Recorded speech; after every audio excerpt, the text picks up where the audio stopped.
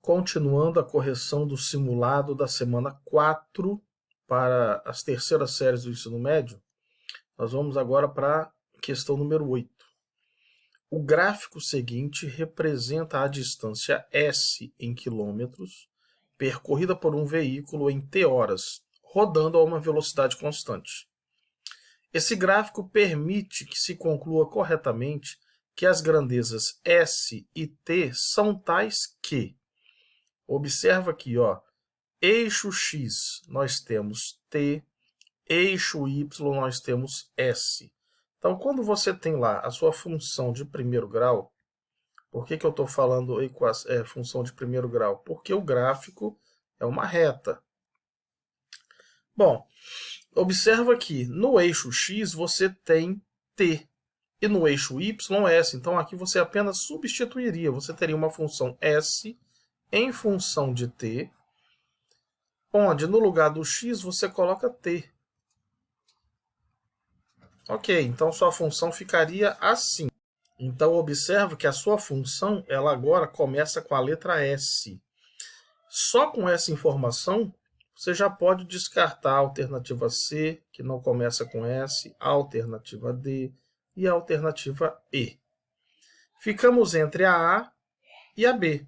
Agora, como é que você vai decidir? Você vai olhar aqui, ó. Ao substituir T por 2, o valor de Y, o valor de S, tem que ser 190. Então, vamos fazer isso, ó. Então, nós vamos pegar aqui a observação. A reta passa pelo zero. Se passa pelo zero, então significa que o coeficiente linear é zero. Ou seja, a minha função vai ficar reduzida a S igual a A vezes T. Pronto. Então, qual das duas que eu vou ter como verdadeira? A letra A ou a letra B? Então, vamos analisar uma a uma. Pegando aqui a letra A. S igual a 95T. Substituindo o T por 2, tenho que encontrar o resultado 190. Então, vamos fazer isso. Então, S é igual a 95 vezes 2. E 95 vezes 2 já dá exatamente 190. Então, ficamos entre a A e a B, e na primeira continha já encontramos a resposta correta. Se você marcou a letra A, você está de parabéns. Questão número 9. O gráfico mostra o salário mensal dos vendedores de aparelhos eletrônicos em função da quantidade vendida. A função que relaciona o salário Y e a quantidade vendida X é dada por qual dessas funções aqui, ó? Então, vamos analisar. O gráfico é uma reta. Se o gráfico é uma reta, nós temos uma função de primeiro grau, y igual a x mais b. B é o coeficiente linear, mostra onde o gráfico encosta no eixo y. Então, nós temos aqui 500. Então, eu já sei que a minha função tem que terminar com 500. Então, observa aqui, o termo independente é 500. Isso acontece na letra A. Apesar de estar fora de ordem, olha o termo independente aqui, ó, 500. Na letra B, eu também tenho termo independente igual a 500. Mas isso não acontece na letra C, não acontece na letra D e não acontece na letra E. Então, ficamos entre duas. Observa a minha reta agora, ó. Ela sobe da esquerda para a direita. Isso significa que essa reta é uma reta crescente. Se ela é uma reta crescente, o coeficiente A tem que ser maior que zero, ou seja, positivo. Então, quando você olha aqui na letra B, ó, o valor de A é negativo, então eu já posso descartar a letra B. Se você marcou a alternativa A, você está de parabéns. Então, reta crescente, coeficiente A é positivo, e a reta encosta no eixo y aqui no 500, o que acontece também nessa função. número 10. No Brasil, para se produzirem 50 quilos de carne bovina, há um custo de $90. Veja no gráfico a representação desses custos. Então está aqui o gráfico representado por uma reta. Se é uma reta, é uma função de primeiro grau. Então aqui ele mostra a quantidade em quilos e aqui o custo em dólares. Se indicarmos o custo em dólares por C e a produção da carne bovina em quilos por P, a relação entre essas variáveis é dada por... Então, observa que ele colocou aqui no eixo Y representado por C e no eixo X representado por P. Então, quando você tem lá a sua função de primeiro grau y igual a x mais b, então você efetua a troca. No lugar de y, ele colocou C, e no lugar do x, deixa eu apagar aqui, no lugar do x, ele colocou P.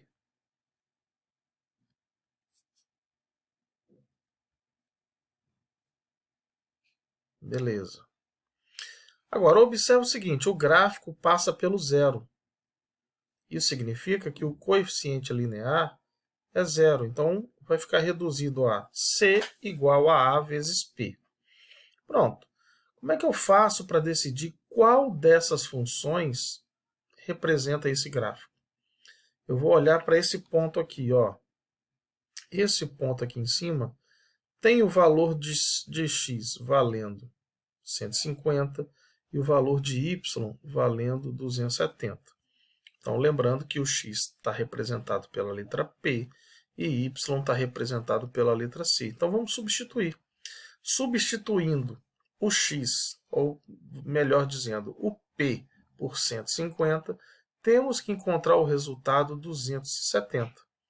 Então, se você pegar aqui na alternativa A, nós temos C igual a 1,6 vezes o valor de P, que é 150.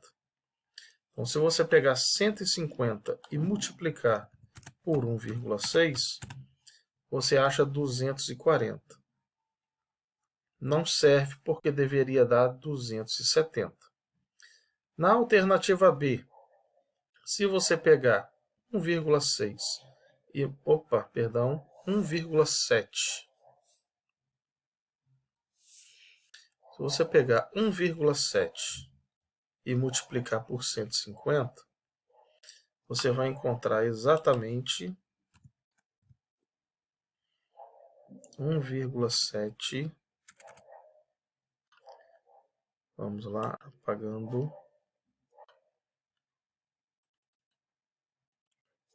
1,7 vezes 150, vai encontrar 255. Está chegando perto, mas também não serve. Na alternativa C, se você pegar 1,8 e multiplicar por 150, vamos ver quanto é que nós vamos encontrar. 1,8 vezes 150. 270. Então, se você marcou a alternativa C, você acertou. Tem uma outra maneira de resolver essa número 10. Nós já descobrimos que o coeficiente linear é zero, então nós vimos que a nossa função ela fica reduzida a isso aqui, ó, C igual a vezes P. E o nosso objetivo é encontrar o valor de A, a inclinação, né, ou taxa de variação. Então, observe, ó, nós temos esse ponto aqui na origem. Esse ponto na origem tem coordenadas 0, 0. E nós temos esse ponto aqui, ó, na extremidade, que eu vou chamar ele de ponto Q. E ele tem coordenadas 150 e 270.